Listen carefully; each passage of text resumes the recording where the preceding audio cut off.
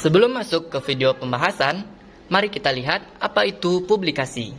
Publikasi ilmiah adalah sistem publikasi yang dilakukan berdasarkan per-review dalam rangka meningkatkan objektivitas tinggi mungkin.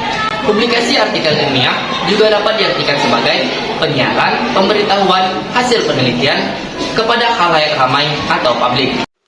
Apakah tujuan mempublikasikan artikel ilmiah? Adapun tujuan penulisan publikasi ilmiah ini adalah untuk melatih kita berpikir kritis, komprehensif, dan mampu mengembangkan ilmu pengetahuan baru. Sebagai sarana komunikasi, penyebaran disseminasi hasil-hasil ilmu penelitian juga berguna sebagai sarana bentuk pertukaran informasi untuk menghasilkan ide baru akan ilmu pengetahuan dan teknologi. Juga memperoleh sarana penulisan ilmiah yang lebih baik, memiliki jaringan networking dan lebih luas, dan berkontribusi dalam hal pemecahan masalah yang belum memiliki solusi. Apakah manfaat mempublikasikan artikel ilmiah? Manfaat penulisan atau publikasi ilmiah adalah cakrawala berpikir kita untuk menambah wawasan sebagai sarana pengembangan ilmu pengetahuan dan salah satu syarat untuk memasuki bidang akademik. Mendapatkan pengetahuan baru dari hasil penelitian atau ulasan, memperdalam pemahaman materi langkah publikasi ilmiah, mempunyai jaringan yang lebih luas. Hasil penelitian dapat menjadi sumber informasi dan memperoleh saran untuk lebih dalam membuat tulisan ilmiah dan ikut berkontribusi dalam menuntaskan suatu permasalahan. Ada cara efektif dalam mempublikasikan artikel ilmiah ke redaksi jurnal. Yang pertama, buat garis besar penelitian. Pertama, garis besar makalah penelitian harus dibuat dengan mengatur semua topik penelitian dalam format yang tepat. Kamu bisa menemukan ide apa yang ingin kamu ikuti dari membaca buku-buku, jurnal-jurnal, berita, bahkan film. 2. Membuat draft penelitian. Draft penelitian adalah kerangka dasar yang berisikan gambaran mengenai bentuk rencana penelitian. Dengan dibuatnya draft penelitian bertujuan untuk memudahkan kamu dan pihak lain dalam memahami, mempelajari isi, arah atau tujuan penelitian, pokok permasalahan, dan metode penelitian. Dalam menyusun draft, kamu bisa mengumpulkan referensi guna mendukung topik dan analisis kamu. 3. Patuhi standar etika menulis. Pastikan hasil karyamu sesuai dengan etika penulisan. Kamu harus menulis sebuah topik penelitian yang original alias bukan plagiat. Kamu boleh memasukkan materi-materi yang bersumber dari pemikiran orang lain, tetapi jangan lupa untuk melakukan praprasa dan menuliskan kutipan. Perhatikan juga pedoman penulisan yang baik dan benar, seperti penggunaan SPOK, huruf kapital, tanda baca, dan lain-lainnya. 4. Mencari jurnal yang sesuai. Kamu perlu melakukan penelitian menyeluruh tentang ruang lingkup jurnal dan menemukan jurnal yang paling relevan dengan topik penelitianmu. Harap pastikan bahwa penelitian yang kamu lakukan termasuk dalam kategori dan ruang lingkup jurnal yang dipilih dan harus bermanfaat serta relevan dengan pembaca jurnal tersebut. 5. Segera lakukan submission. Tahap akhir adalah melakukan submission. Pastikan kamu telah mensubmit artikel yang telah final dengan benar, karena nantinya artikel kamu akan diterima oleh tim editor jurnal. Nah, agar naskah kamu tidak ditolak oleh tim editor, kamu harus menyesuaikan template jurnal tersebut. Biasanya, template jurnal ini sudah tersedia dalam situs publikasi jurnal. Jadi, kamu tinggal mengunduhnya terlebih dahulu, lalu sesuaikan format penulisannya seperti gaya pengutipan yang berlaku. Berikut ada beberapa bentuk persiapan yang sebaiknya dilakukan agar proses publikasi artikel ilmiah berjalan dengan lancar. Yang pertama adalah menyusun artikel dengan format umum. Persiapan pertama adalah mencoba menulis artikel ilmiah dengan format umum. Mengapa? Sebab dengan format umum inilah membantu memilih penerbitan jurnal yang tepat dan tidak perlu mengubah susunan artikel karena dianggap belum sesuai standar mereka. Kedua adalah memahami tema penelitian dengan baik. Sebagai peneliti, penting untuk memahami tema penelitian yang dilakukan dengan kemudian dituangkan ke dalam artikel ilmiah.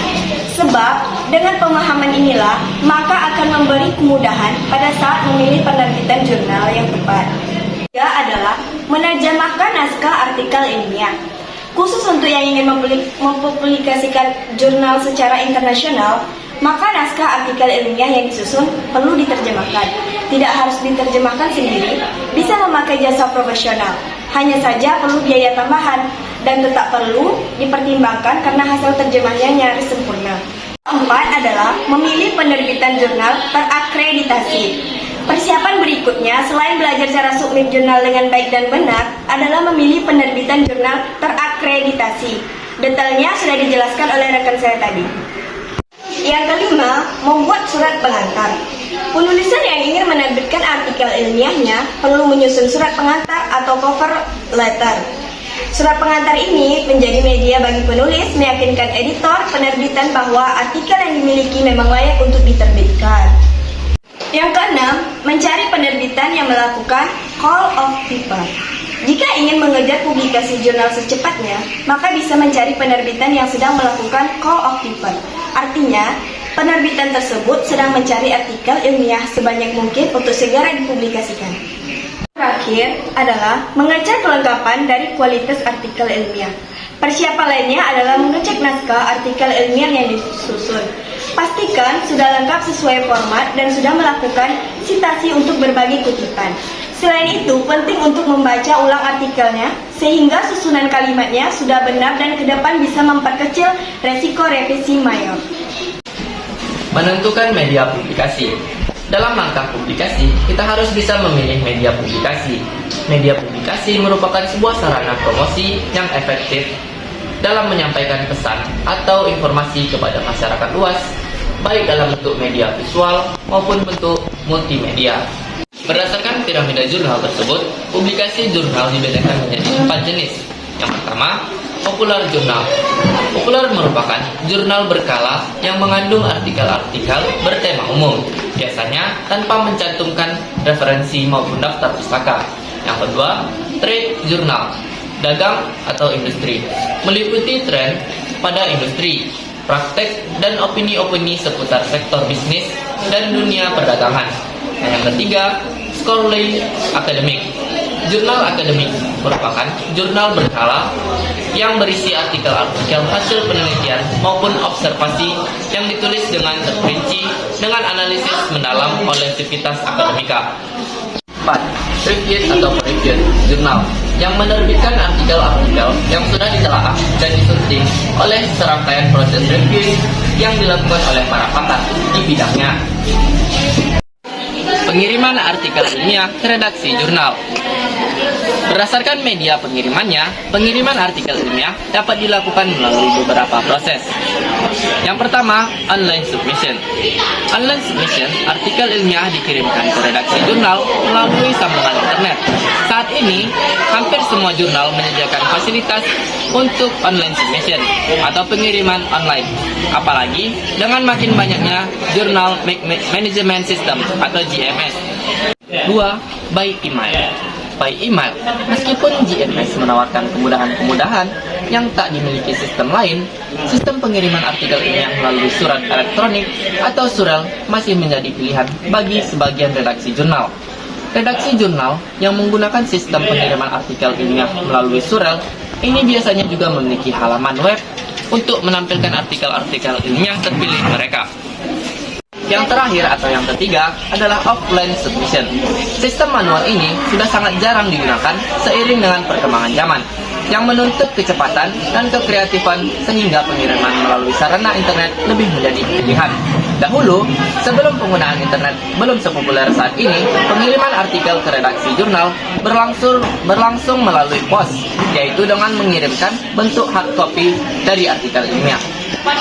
Adapun kesimpulan dari pembahasan yang telah kami jelaskan adalah, kami simpulkan bahwa publikasi artikel ilmiah merupakan penyiaran, pemberitahuan, sebuah hasil penelitian kepada khalayak ramai atau publik. Menyusun karya tulis ilmiah dan mempublikasikannya bukan hanya tanggung jawab guru, peneliti, dan pengembang lain, melainkan tanggung jawab banyak orang. Mempublikasikan artikel ilmiah juga memiliki banyak manfaat. Salah satunya memberi penyelesaian untuk masalah yang belum memiliki penyelesaian. Tentunya dengan begitu, mempublikasikan artikel ilmiah dapat membantu banyak orang.